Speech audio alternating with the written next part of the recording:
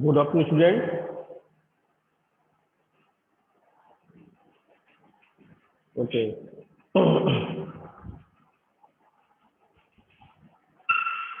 सबसे पहला मैसेज तो ये है कि आप लोग ऑनलाइन जो है ऑन टाइम आप लोग क्लास में रहा करेंगे। जो टाइमिंग है उस टाइमिंग के अकॉर्डिंग ही आप क्लास को करिए। सभी बीकॉम सेकेंड ईयर स्टूडेंट को मैं नोटिस दे रहा हूँ कि आप लोग क्लासेस में ऑन टाइम रहें। ओके, आज हम अपना टॉपिक स्टार्ट करते हैं। आप लोग वीडियो बाद में देख लीजिएगा। आज का टॉपिक है कंपोनेंट ऑफ बिजनेस प्लान। देखते हैं कंपोनेंट में बिजनेस प्लान में क्या होता है। ओके, आइए मैं स्क्रीन शेयर करता हूँ आपको।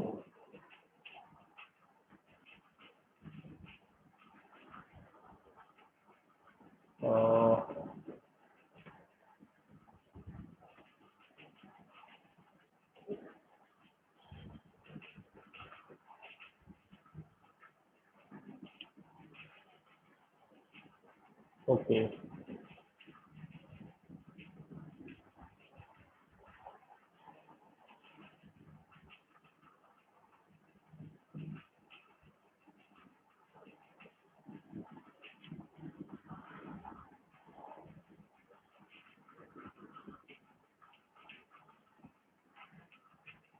एक ये वाला पोर्शन है।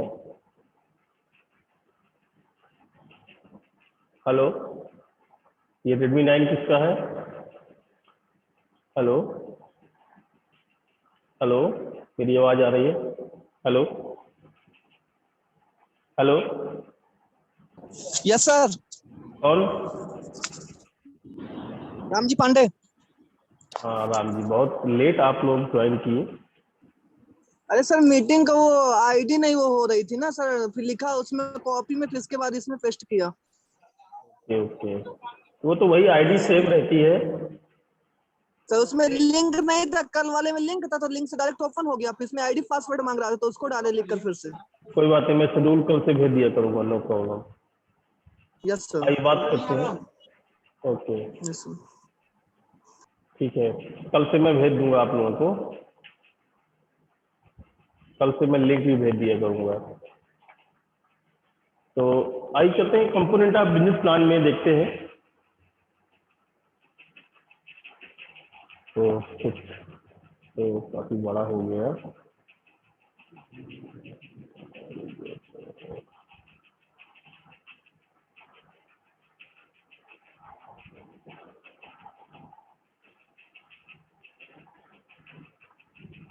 ओके, तो जब पहले देखते हैं कि बिजनेस प्लान का पर्पज क्या होता है। तो बहुत ही शॉर्ट भाषा में लिखा होगा, लिखा है कि provide the clarity of thought and purposes. मतलब कहने के लिए है कि आपका जो पर्पज है और जो थॉट है, यानी कि थॉट है जो आपकी जो सोच है, एक्चुअली में जो विचार है उसमें बहुत ही क्लियरिटी होना चाहिए, और पर्पज में भी क्लियरिटी होनी चाहिए कि हाँ आपका जो उद्देश्य है वो क्लियर होगा। ऐसा नहीं है कि नहीं मैं ये भी कर लूंगा, मैं वो भी कर लूंगा, ऐसा वगैरह कुछ। तो अगर आप कोई भी बिजनेस प्लान का पर्पज बना रहे हो बेसिकली, तो आपको clarity of thought and purpose provide करना होगा। दूसरी बात, जो भी बिजनेस मॉडल आपने तैयार किया, जिसके लिए आप प्लान कर रहे हैं, जिसके लिए प्लानिंग पर्पज कर रहे हो, तो वो उसको आप इंट्रोड्यूस कराओगे, उस कंपनी को इंट्रोड्यूस कराओगे एंड टीम जो आपके साथ काम करेगी कंपनी के पॉइंट ऑफ व्यू से। फिर अटेम्प्ट टू परस्यूड इन्वेस्टर, कौन कौन से इन्वेस्टर हैं जो अटेम्प्ट कर रहे हैं, इसमें यूज कर रहे हैं, इन्वेस्ट कौन कौन कर रहा है। और रिस्क और चैलेंजेस को भी हाईलाइट करना पड़ेगा कि कोई भी बिजनेस कर रहे हो आप, उसमें क्या क्या रिस्क हो सकते हैं, क्या क्या चैलेंजेस हो सकते हैं। आप एक न्यू बिजनेस स्टार्ट कर रहे हो, आप इस पॉइंट ऑफ व्यू से सोचें। Serve as an entry point for further discussion. तो जो भी एंट्री पॉइंट होती है उसका बेकायदा फर्दर डिस्कशन होना चाहिए प्रॉपर तरीके से। ये एक बिजनेस प्लान का पर्पज होता है। और इसके लिए जो आपके की एलिमेंट्स होते हैं, आप लोगों को स्लाइड नजर आ रही है राम जी? Yes sir. हाँ, स्लाइड आपको दिख रही है ना, शेयरिंग पे ये कहा की एलिमेंट्स है प्लान के। तो एक्सप्लेन हम क्या करेंगे इसमें, हम एक सिंपल टर्म्स में हम बिजनेस मॉडल को एक्सप्लेन करेंगे जो आपको करना है, आगे इंप्लीमेंट करना है, और फिर the plan to the company. देखिए एक बात मैं बता दूं, जब आप कोई कंपनी डालते हो, कोई बिजनेस डालते हो, उसकी एक बॉडी भी आप, जैसे मान लो आप दुकान डाल रहे हो तो कहीं दुकान तो दिखाओगे ना, कोई कंपनी डाल रहे हो तो कहीं कंपनी दिखाओगे तुम।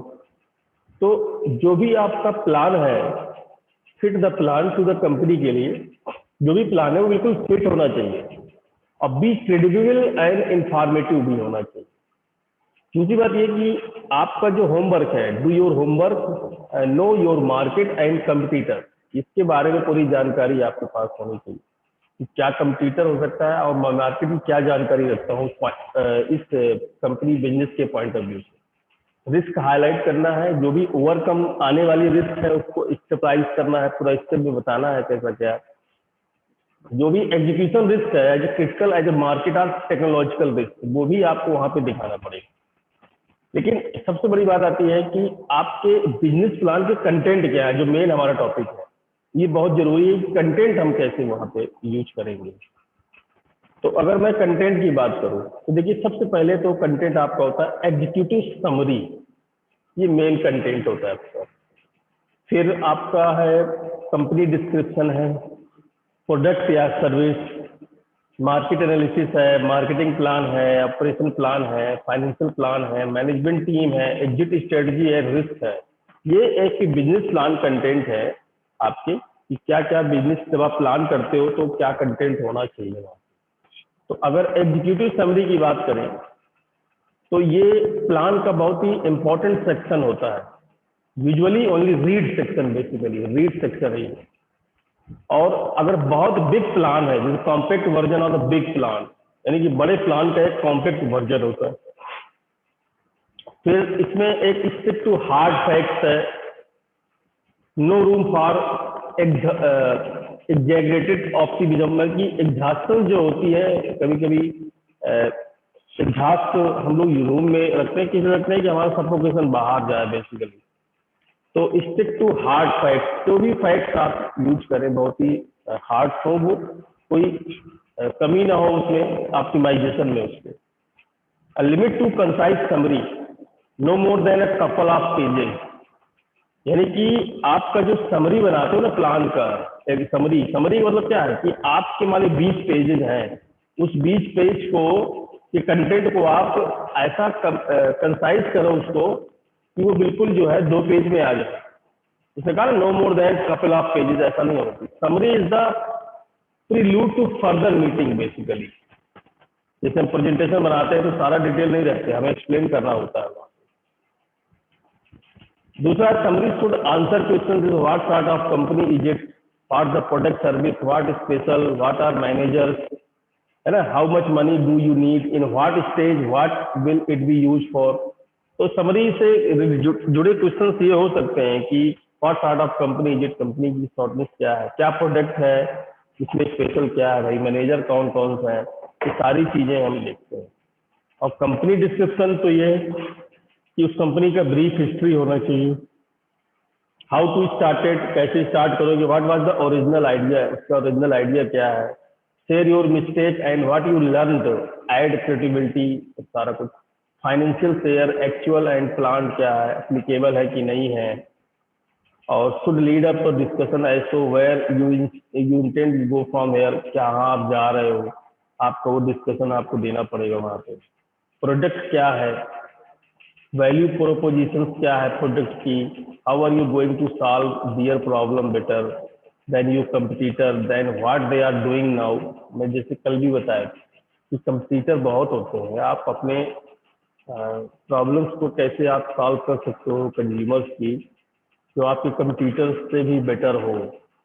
एनी पेटेंट प्रोटेक्शन पॉसिबल है, टेक्निकल डिटेल डिफेंसिबल है, यूनिक होना चाहिए, सस्टेनेबल कम्पिटिवनेस में होना चाहिए, टाइम टू मार्केट आपको बहुत ध्यान देना पड़ेगा, एबिलिटी टू एग्जीक्यूट करने की एबिलिटी होनी चाहिए। टाइम टू मार्केट मतलब किस टाइम पे प्रोडक्ट आपका होना चाहिए, वहाँ पे सर्विस कब पहुँचानी है, तो उसका time deadline deploy.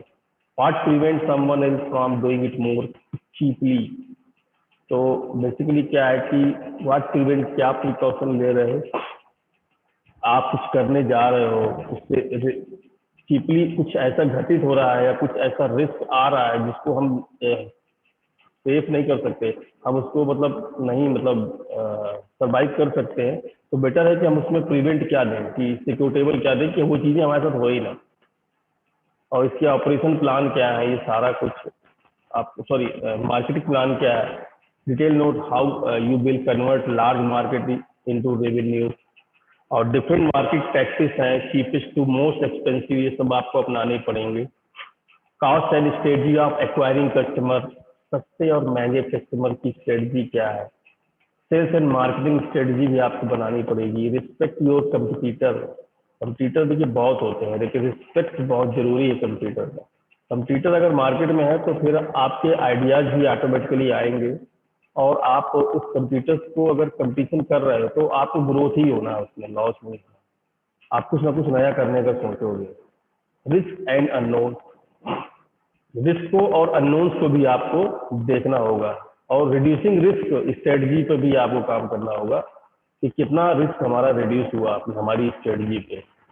Operation plan में तो हम ये दिखा सकते हैं नट एंड बोल्ट, सोचते हैं how will you make it, कैसे हम यूज करें नट एंड बोल्ट को, how will it available to your customer, तो अपने कस्टमर की कितना अवेलेबल, कैसे अवेलेबल करा सकते हो। Part involve it in running the company, आपकी कंपनी के रनिंग में क्या इन्वॉल्व है, लोकेशन है, इक्विपमेंट नीड है ना, लेबर रिक्वायरमेंट हो सकती है, बेसिकली कोई भी प्रोडक्ट बनाओगे लेबर रिक्वायरमेंट होगी, आपका इक्विपमेंट की आवश्यकता पड़ेगी, लोकेशन भी चाहिए होगा। रिस्क एट डिफरेंट लेवल, हर लेवल में रिस्क है, and how best to mitigate risk, कितना आप उसको हटा सकते हो, वो ज़्यादा बेस्ट है। और मैनेजमेंट टीम की बात करें तो हम जैसे की मेंबर्स हैं उन सबकी सीवी करिकुलम बेटाई होना चाहिए, रेजिडेंस ऑफ पास्ट एक्सपीरियंस होना चाहिए, स्टार्टअप एक्सपीरियंस होना चाहिए, मार्केट क्रिएशन एक्सपीरियंस होना चाहिए, टीम डायनेमिक है तो very critical when more than one founder, clarity of roles, हर टीम का रोल्स क्लियर होना चाहिए तभी आप आगे बढ़ सकते हो। ग्रेट टीम प्लस मेडिकोर, यानी medicare plane and greater than mediocre team plus greater idea. तो जो ग्रेट टीम होती है उसके साथ अगर आप मेडियो के प्लान अगर जोड़ते हो तो ये हमेशा बड़ा होता है आपके मेडिकेयर टीम और ग्रेट आइडिया से। ग्रेट टीम जो होती है वो सब कुछ परफेक्ट होता है उसके पास हर तरह का एक्सपीरियंस होता है। इस वजह से फाइनेंशियल प्लान अगर देखें तो डिटेल नंबर्स है, नॉट दे की, एडजस्टन वेरी क्रिटिकल, ये आपको देखना है, ये चीज़ें भी आपको वहाँ पर मैनेज करनी पड़ेगी। एंड की ड्राइवर ऑफ रेवेन्यू है, रियलिस्टिक प्रोजेक्शन है, एक्सरसाइज प्रोड्यूस है, benchmark your model, revenue estimate bottom up, expense में पास्ट एंड इंडस्ट्री एवरेज। तो ये फाइनेंशियल प्लान भी करना, कितना खर्चा आएगा टोटली हमारा उसमें, ये भी हमें वहाँ पे देखना होता है। और एक होती है फंडिंग, फंडिंग का मतलब ये है कि capital, basically internet time delivery जिसको हम बोलते हैं, brand building, scaling the business, funding based on 18 या 24 मंथ प्रोजेक्शन है, टिल कस्टमर ट्रैक्शन क्या है। तो फंडिंग ये है कि मान लीजिए आप अपनी कंपनी को फंड कर रहे हो या किसी दूसरे द्वारा फंडिंग करवा रहे हो, तो हमको बाकायदा देखना पड़ेगा हमारी कैपिटल के अकॉर्डिंग करा रहे हो या हमारी बिल्डिंग ब्रांड के अकॉर्डिंग करा रहे हो या हमारा बिजनेस जिस स्केल है उसके अकॉर्डिंग करा रहे हो। हम कोई भी व्यक्ति आपको फंड क्यों करेगा, अगर आपका प्रोजेक्ट अच्छा है तो फंड करेगा, क्योंकि जब आप मार्केट से पैसा उठाते हो तो मार्केट वाले जब पैसा देते हैं ब्याज पे तो वो पहले आपके प्रोडक्ट का जो आप पॉलिसी बना रहे हो, जो बिजनेस करने जा रहे हो, उसका पूरा डिटेल लेते हैं। वो लोग भी समझते हैं कि क्या अभी बिजनेस कर पाओगे, तभी वो पैसा आपकी बिजनेस लगाते हैं, अदरवाइज उसको लगाते हैं। अब बैंक जो है, बैंक तो टर्म्स कंडीशन के आधार पे आपको लोन देती है बिजनेस करने के लिए या एक्स्ट्रा बिजनेस आइडिया को और आगे इम्प्लीमेंट करने के लिए वो आपको लोन देती है, लेकिन बट वो आपसे गारंटी बेस पे काम करती है। बिजनेस आपका बढ़े हो या घटे आप समझो, लेकिन जब आप मार्केट से पैसा उठाते हो, किसी साहूकार से उठाते हो, किसी दूसरी कंपनी के से आप पैसा लेते हो जिससे आपके टाई अप अच्छे हैं, तो वो पहले आपका बिजनेस जो बाहर से पैसा उठाने का मतलब ये है कि मार्केट से कहीं होगा जो आपको पैसा देते हैं अपने प्रोजेक्ट से रिलेटेड। तो एक तो कुछ लोग पैसा दे देते हैं आपके ब्रांड को देख के कि बहुत जैसे सदगुरु सेवा सेंटर है, अभी कोई ये कहीं मांग ले पैसा कि मेरे को 5 करोड़ रुपए चाहिए, किसी मार्केट से, सपना मार्केट से, वहाँ के व्यापारियों से मांग ले और हम आपको इतने परसेंट ब्याज पे आपको पैसा वापस कर देंगे, तो वो तुरंत पैसा दे देंगे, गारंटी रखेंगे 5 करोड़ की, बट पैसा आपको दे देंगे कि वो एक्स्ट्रा आपसे डिटेल नहीं मांगेंगे कि क्यों आप पैसा ले रहे हो, किसमें फंसा रहे हो, ऐसा कुछ नहीं करेंगे। और एक नए स्टार्टअप बिजनेस के लिए फंडिंग या लोन लेना दोनों चीजें हैं, उसमें वो लोग पूरा क्लैरिफाई करते हैं, और क्लैरिफाई करते हैं तो सारा डिटेल आपसे मांगते हैं, पूरा डिटेल आप चलेंगे तभी वो क्लैरिफाई हो पाए, अदरवाइज वो उससे पैसा नहीं डालेंगे। एग्जिट स्ट्रेटजी में यही था कि जो आपका इन्वेस्टर है, नॉट नेसेसरी द एंटरप्रेन्योर, जरूरी नहीं कि वो एंटरप्रेन्योर हो, जस्ट इन्वेस्टर भी हो सकता है। Exit could be manager, merger, acquisition and IPO, हम आईपीओ से भी मर्ज कर सकते हैं। प्रत्येक strategy should be plausible and defensible होनी चाहिए, तो ये चीजें हैं। और कुछ वेंचर फंड होते हैं आजकल कि अर्ली स्टेज इन्वेस्टिंग है, मिड लेट स्टेज इन्वेस्टिंग है, many Indo US companies getting funded every by Indian CC. कई लोग बीच बीच में टाइम टाइम पे आपको पैसा पूरा ना देके, आपकी कंडीशंस को देके अभी आप स्टार्ट करो, फिर हम जब आपको ज़्यादा आवश्यकता पड़ेगी, आपको जब आगे ग्रोथ होगा तो हम आपको फंडिंग करेंगे, तो आप और डेवलपमेंट करो, ऐसे भी पैसे मिलते हैं। कई तरह की होती है, तो वेंचर फंडिंग आजकल होती है मोस्टली। तो जैसे कि अभी आपने इसमें एक चीज ये देखी पूरी बिजनेस प्लान में जो मैंने आपको बताया, और दूसरा चीज एक्चुअली में क्या होता है, हम मोस्टली क्या सोचते हैं, जैसे कि सॉरी ये बना हुआ, मैं एक दूसरी चीज आपको इसमें लेके जा रहा हूँ, थोड़ा सा और डिटेल में देखते हैं। जैसे कि अ, हम लोग दूसरे हिसाब से देखते हैं, शेयर करते हैं इसको। ओके, ये नहीं है, सॉरी, शेयरिंग कहाँ गया मेरा। ओके ओके, एक स्लाइड और है मेरी, मैं भी इसको देखता हूँ।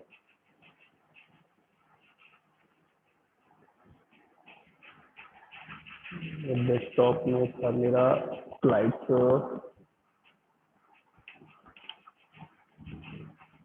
ओके,